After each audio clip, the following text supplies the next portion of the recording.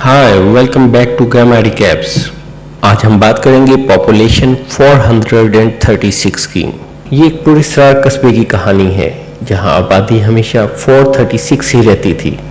इस कस्बे का नाम है रॉकवेल फॉल्स, जहां एक औरत एक बच्चे को जन्म दे रही है, मगर दूसरी तरफ एक आदमी पुलिस गाड़ी से भाग रहा है।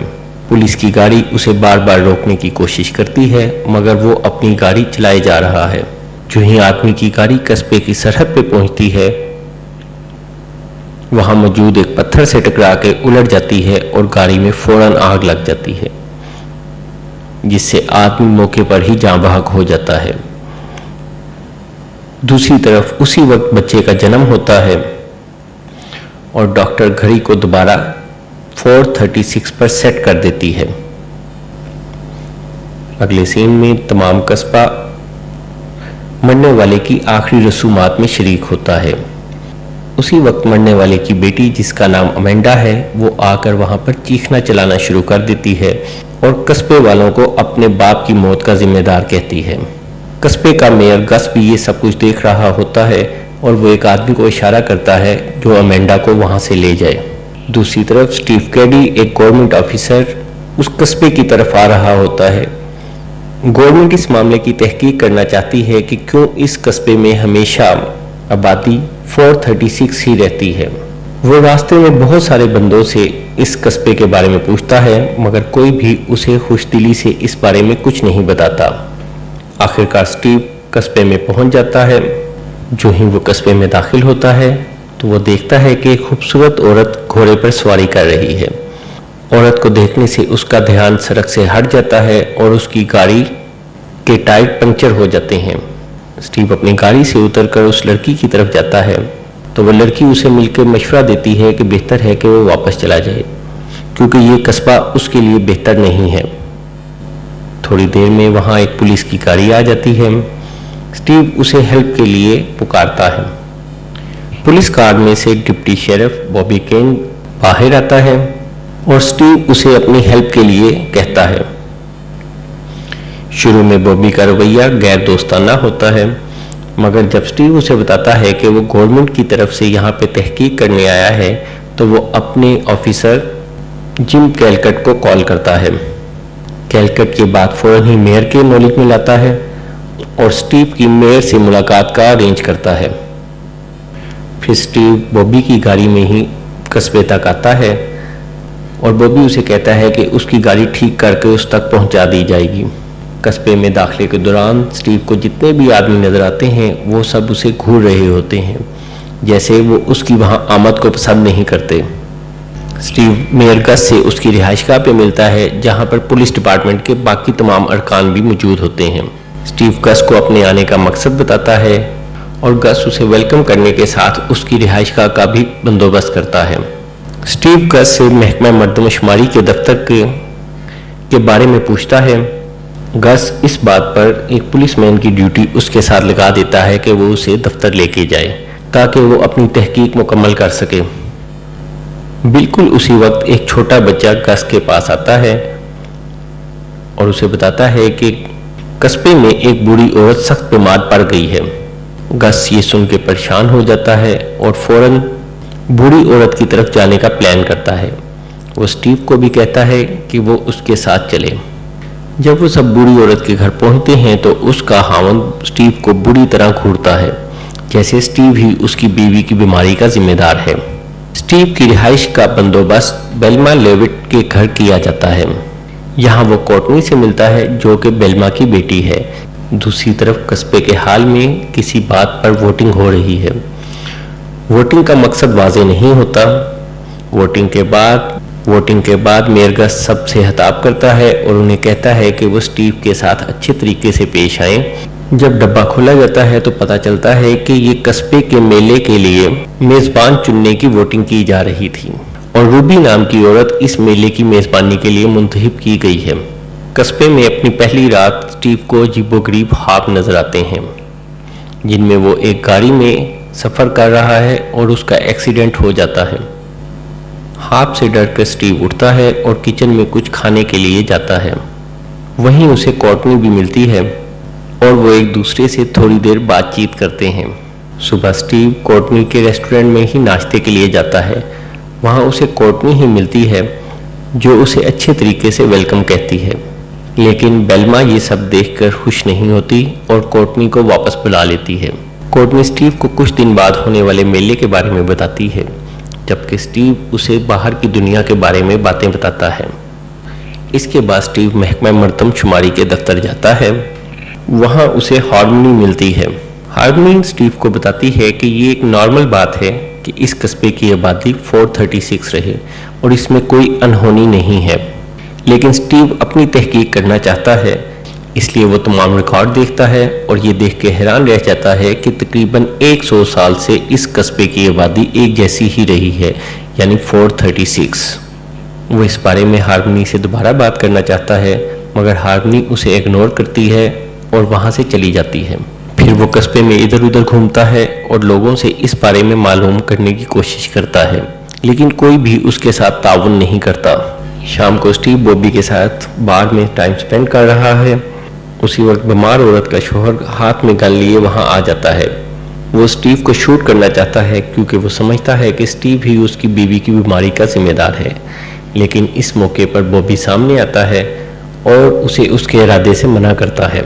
आदमी के जाने के बाद स्टीव बॉबी से इस बारे में बात करता है, लेकिन बॉबी कहता है कि आदमी सिर्फ अपनी बीवी की बीमारी की वजह से परेशान है और फिक्र की कोई बात नहीं।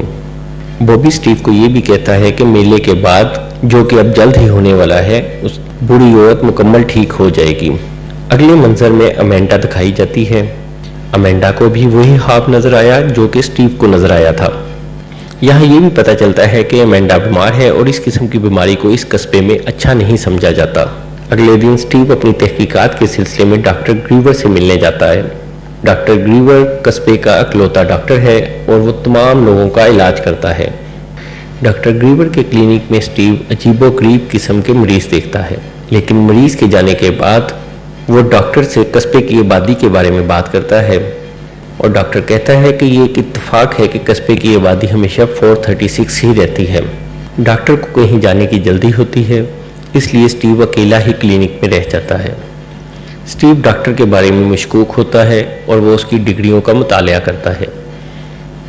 उसे पता चलता है कि डॉक्टर की तमाम डिग्रियां जाली हैं और वो जाली डिग्रियों पर ही कस्बे के लोगों का गलत इलाज कर रहा है। इसी दौरान स्टीव को अमेंडा के चीखने और चिल्लाने की आवाज़ भी आती है, क्योंकि डॉक्टर ग्रीवर अमेंडा का जालिमाना तरीके से इलाज कर रहा है।